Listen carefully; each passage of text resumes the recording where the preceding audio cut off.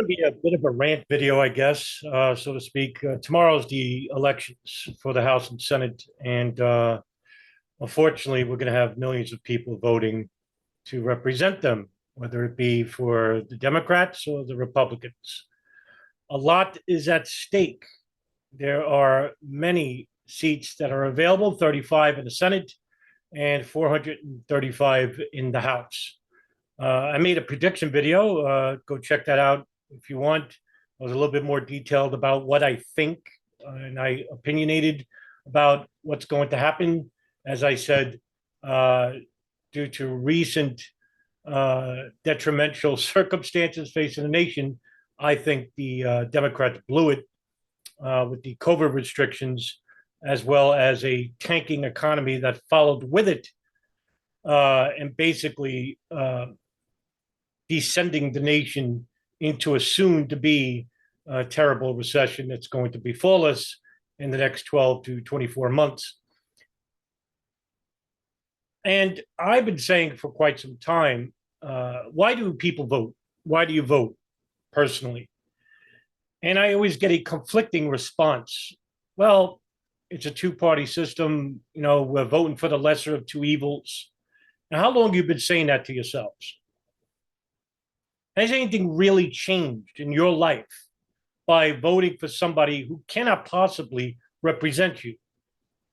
How can one person possibly represent 1,000 people, 10,000, let alone 1,000,000 people in a single state?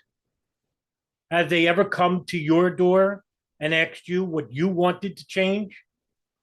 What would you like to see change in the community that you live? And so the problems that beset us and also that reflect to people that live abroad are representative of the country, meaning us. So when we vote for these people, we are entrusting them to represent us in the best light possible. And I ask you, honestly, has that ever happened in your lives before and currently by voting? I can go back 100, 150 years, but I'd rather keep it recent where the memories are still fresh. Let's stick with the Bush administration, Bush Jr. And what did we have? A failure of foreign policy guidelines,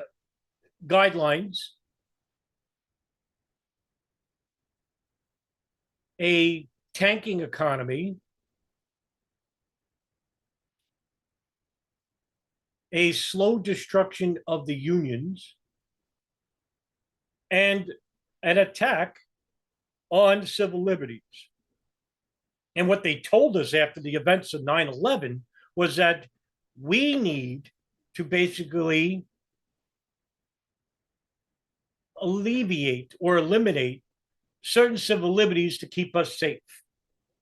Well, before 9/11 even happened, we had the intelligence services who collected enough information that could have prevented 9/11. That's not me saying it. That's certain people who work in the intelligence services have said.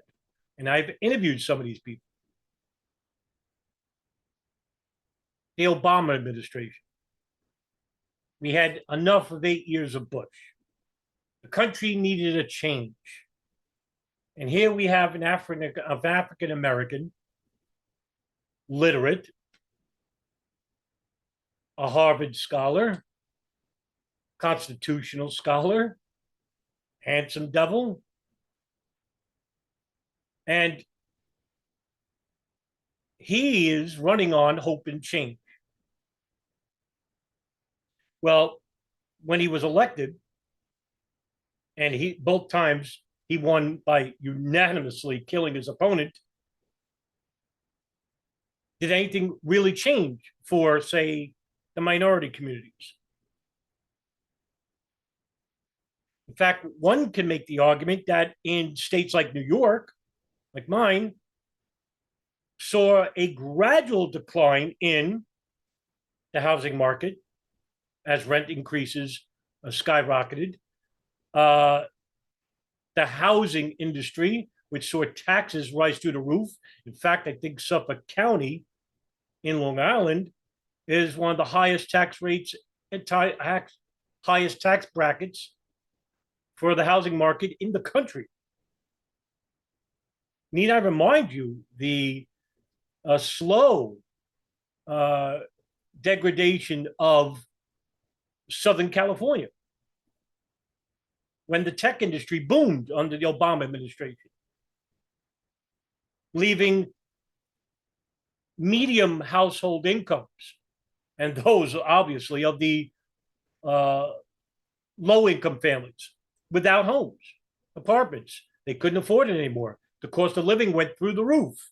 As the Bush policies started to finally come to fruition under the Obama administration, in which he was blamed, Obama didn't create hope or change after all. In fact, one could say that he was an extension of those neocon policies under Bush, with the invasion of Syria and the destruction of Libya and the continued wars in Afghanistan and Iraq. And also the subjugation of civil liberties, which expanded under the Obama administration. So all this hope and change that he promised, did that come to fruition? Did your life change? You in the Democrat cities, you who vote Democrat watching this video, did you personally, did your life improve at any aspect? Rent increases went down, cost of living went down, job growth. I'm talking about real jobs, medium jobs, middle class, lower class, not tech industry, not the six-figure industry. Did the intelligence services basically give back the privacy rights of every single American, which was taken away under Bush Obama?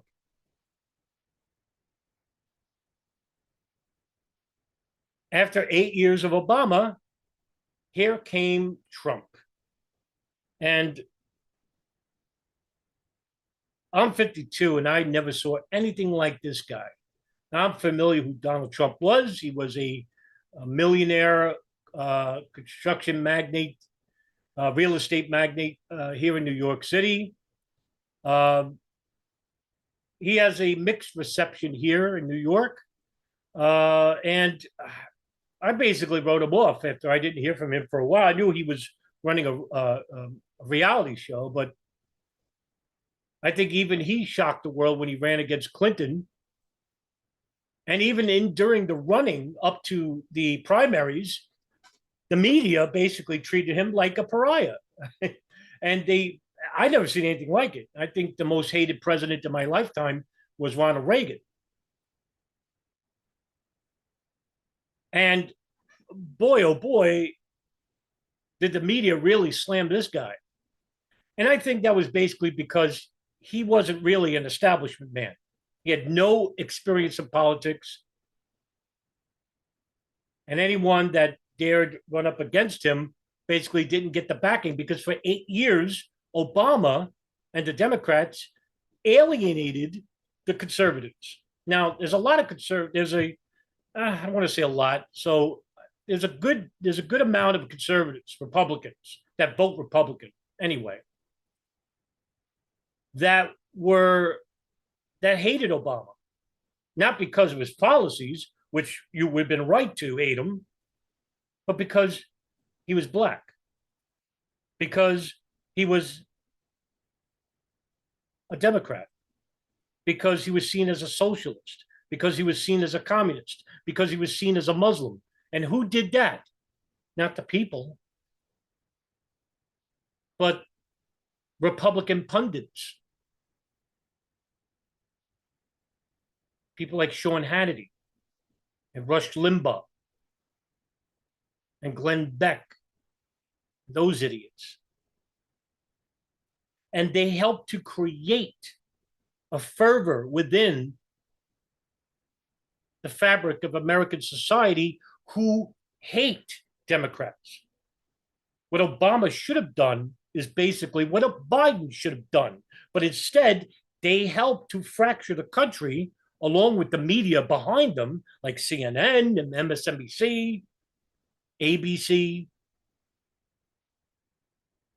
and the propaganda mills began flooding the airwaves and the newspapers with this racist rhetoric of the Republicans. And the Democrats basically said, well, if you vote for a Republican, you're voting against hope and change. You want to go back to the 1600s.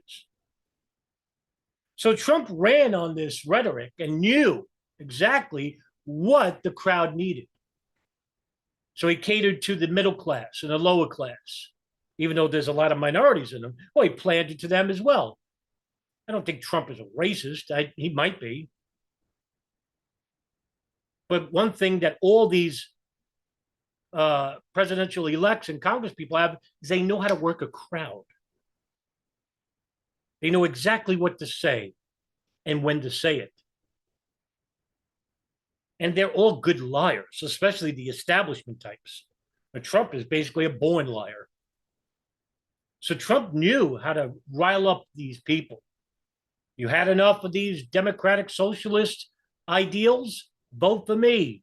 I'll bring back jobs. I'll bring back God and country and guns. That's what they believe. And so it worked.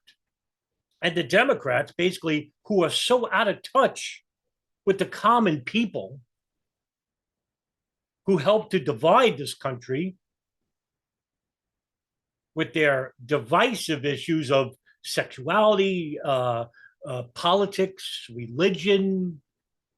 Everybody is categorized as a special kind of Christian or a special kind of Muslim or a special kind of sex or a special kind of race, white Hispanic, for example. The hell is that? And so what this did, and this is intentional, is they helped to create a sectarian divide of the people. Obama knew this, Trump knew this, Biden knew this. And right now, that's what they're doing to help divide this country further and further away from each other, creating radicals within their own groups. So Trump, who ran against Hillary Clinton, God knows why the Democrats chose her, because they abandoned Bernie Sanders. They abandoned Tulsi Gabbard, who at the time, both of them, would have had a much more relatable experience to the common people. So they brought up this old dinosaur who even centrists didn't have any commonality with her. You know, at some point, she was a neocon hawk regarding Middle East foreign policy. Need I remind you that she was the driving force of the destruction of Libya? Need I remind you she was influential with the invasion of Syria and the Sunni Shia divide in the Middle East? She is a motivating factor for all of this. As for the economy in the country, Obama basically created a little bit of jobs. It was the only good thing about the Obama administration. As for foreign policy in the region, well, he didn't really get along with Israel because they didn't go to war with Iran. But his foreign policy record is in the crapper. As for domestic policies at home, well, I mean, created jobs where? Created jobs for the tech industry. Go look at Google, Tech Valley in Southern California. While the homeless population grew in cities like California, Delaware, New York City.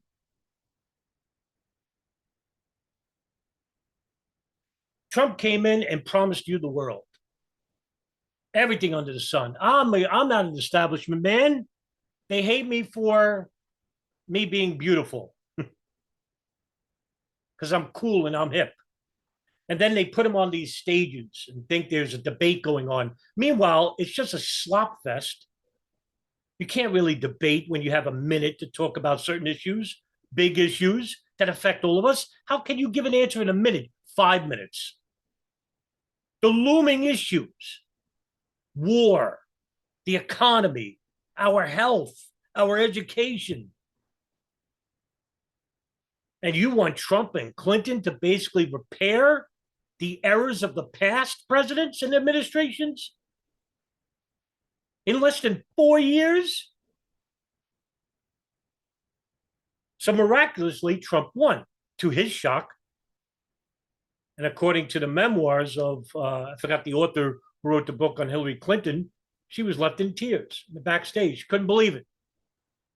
And that goes to show you that the Democrat Party, the party of the people, the progressives, are that much out of touch with the people. And the Biden administration is illuminating this. And the fracturing of this country started way back, but expedited under the current administrations of the last 20 years.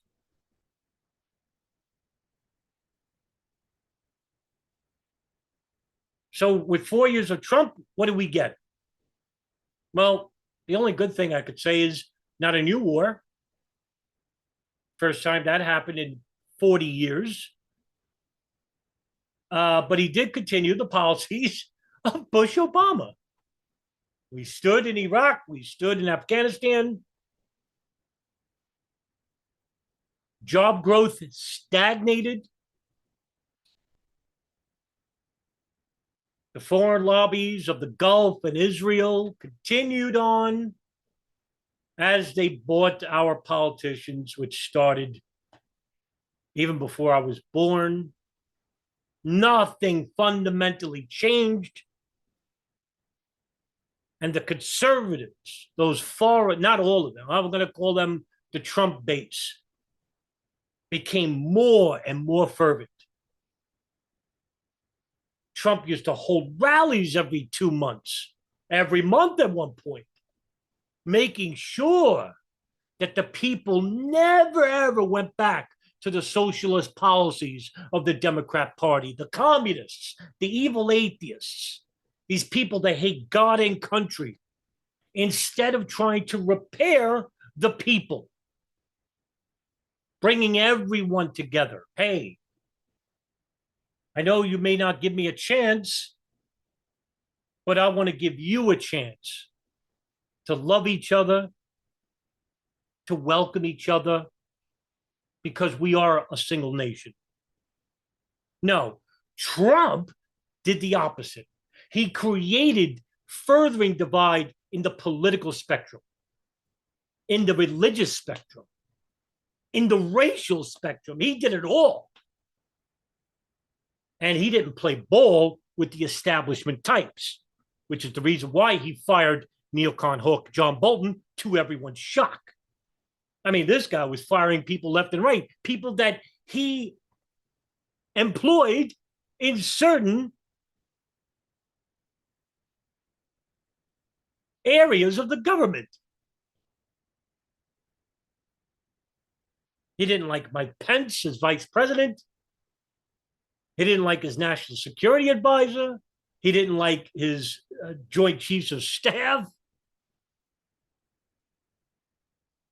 He didn't get along with much of everybody. And much of everybody didn't get along with him. And so the media crushed him. And if that doesn't tell you that there is a divide, that the real power doesn't ride with the president, it resides in the corporate states, in the establishment, the State Department, the intelligence services. affluent people, people with real money. And so they all conspired to get him out. And during that Trump and Clinton election, we saw something that I never would see in my lifetime: the lowest voting turnout in history. And Trump lost in the popular vote, but he won the electoral vote. And then we saw the Democrats basically going against the country's own electoral process, asking for the elimination of the electoral vote, which is basically to help moderate the popular vote. For example, there are much more, many people that live in California than, say, New Mexico, which is Republican. And what happens is we have a number of certain amount of seats in the Senate. I mean, in California, running for Congress. And so we'll give more votes to a certain state that doesn't have as many people, just to help keep a middle ground between the popular electoral vote. No, Democrats, oh my goodness, we got to get rid of the electoral process, the electoral vote.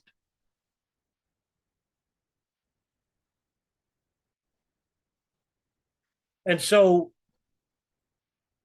the Trump administration helped to create the divide of the country, as well as continue the degradation and the disrepair of our foreign policy. He gave a big tax break to a lot of corporate millionaires, which is, I expected that much. There was hardly any job growth under Trump.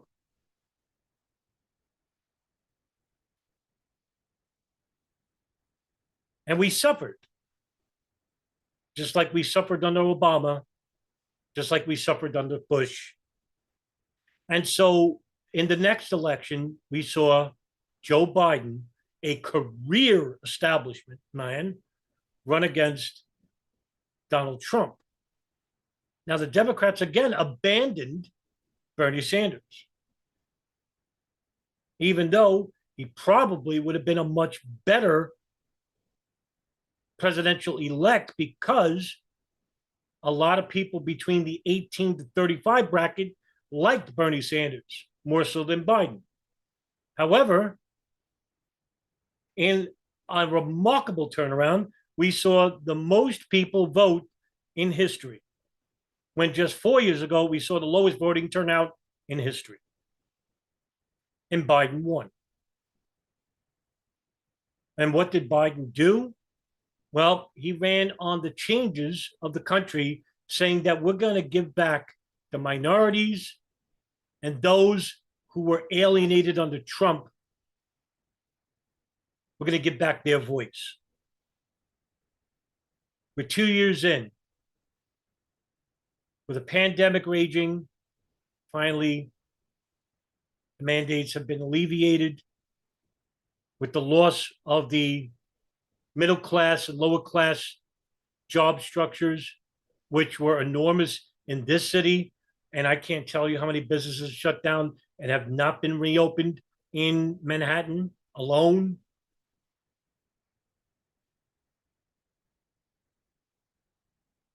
The psychological impact of isolation brought about these mandates from COVID, and the tax breaks of large retail corporate structures like Kmart, Walmart, Target.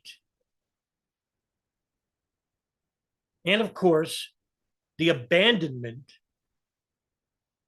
of our foreign policy. Now, we did leave Afghanistan, but we left them just like we left Afghanistan in 79. The Taliban took over and started wiping out their adversaries. Unlike 79, where we saw two civil wars, we didn't even have that this time around. The Taliban just took over these cities and towns with ease. And while we do it, we left some weapons behind to make sure the Taliban took control of the country. Iraq is still a mess. And yes, we are basically creating the largest humanitarian crisis in Yemen by giving the largest weapons aid package deal in history to Saudi Arabia.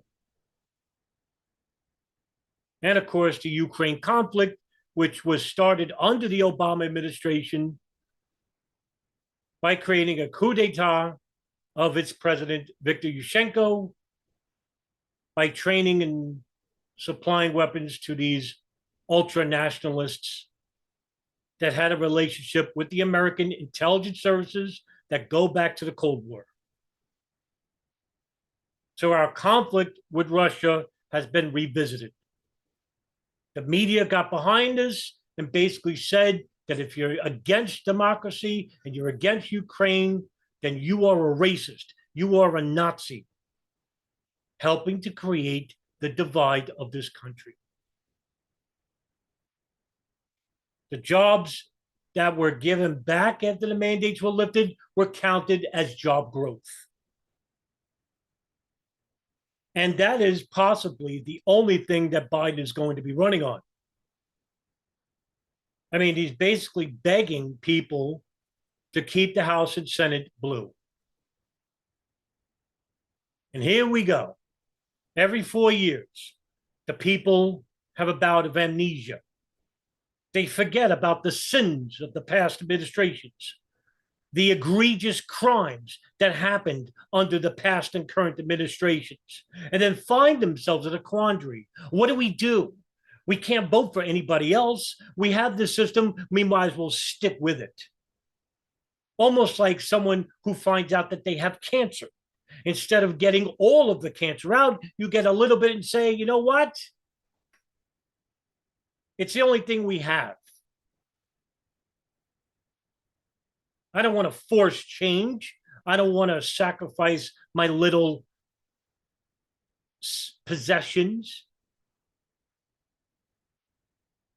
so I can really make change for the benefit of everyone. And so tomorrow, almost like you didn't learn your lessons, you'll go to the polls and you'll think that your vote actually matters, actually is going to change the spectrum for everybody. Suddenly, the Federal Reserve is miraculously disappeared. The CIA basically scatters into the four winds. That the foreign policy guidelines of suddenly are no longer peace and hegemony in the Middle East. The Ukraine crisis ends. And finally, we have economic relations with China and Iran. The whole world suddenly grows roses and we start becoming friends again. That's a fucking dream. The reality is a nightmare. The two-party system is broken. And if you haven't realized that by now, then you deserve everything that they give you and take away from you. So you'll have to come to a decision one day that everything that you brought into this world, most everything, has been skewed. Not everything is as it seems, but that you've been told that you're powerless, that you're worthless, and that you need to depend on the state to help you. When the reality is that you are powerful, that you don't need the state to be dependent on, that you can create a future that benefits everybody and not the some. That we can live in a country that is relatively within the cost of living. We can all have apartments. We can all have health care. We can all have a decent education where we can actually learn and create instead of to apply repetitive dialogue and to live in a droning future. Well, welfare, division, debasement are the norms. Well, they're not. And until we realize that we, the human community as a whole, are morally superior than those that we elect to represent us, we will continue down this road, which leads into a complete nightmare for everybody involved.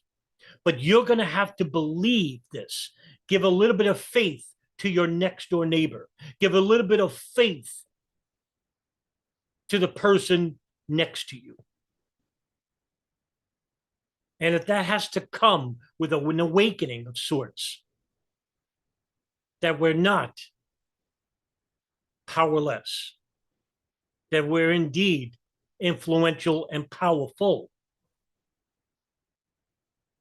and that we can threaten the affluent, immoral, irredeemable government institutions and the officials that we help elect to represent us. We can make real change by demanding that most things change for the benefit of the all. And I hope tomorrow that somehow there'll be a low voting turnout, that we have a large voice from a third party, whether it be the Green Party, the Independents, the Libertarian Party. Get your shit together, guys. Take advantage of the weakness of the Democrat and Republican parties and stop fighting over these divisive issues.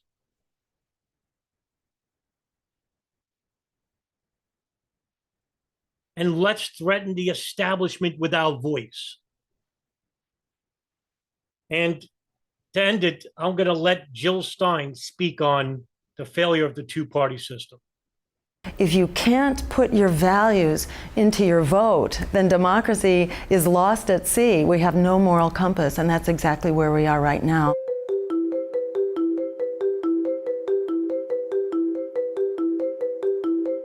People are hungering for more choices, but the American political system excels at suppressing the voices of opposition. In fact, we are probably the only major developed country that is limited to two parties. People are told over and over, don't vote your values, vote your fears. But what we got was everything we were afraid of, all the reasons you were told that you had to vote for the lesser evil, because you didn't want the massive expanding wars, you didn't want the meltdown of the climate, you didn't want the massive Wall Street bailouts, you didn't want the offshoring of our jobs.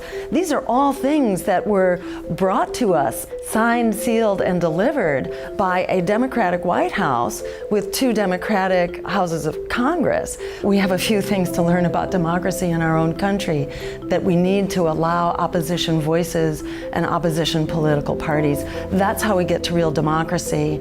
In a true multi-party democracy, we'd have much easier access and we would have inclusive debates. So you have many more points of view, much more diversity, and it's much harder for corporations to take control, to buy out the two parties, and basically censor and eliminate all other non-corporate points of view, like living wages, like the right to a job, like the right to free higher education. Those are critical issues, and we need an open democracy to be able to bring them into our political system. And forget the lesser evil, stand up and fight for the greater good, like our lives depend on it, because they do.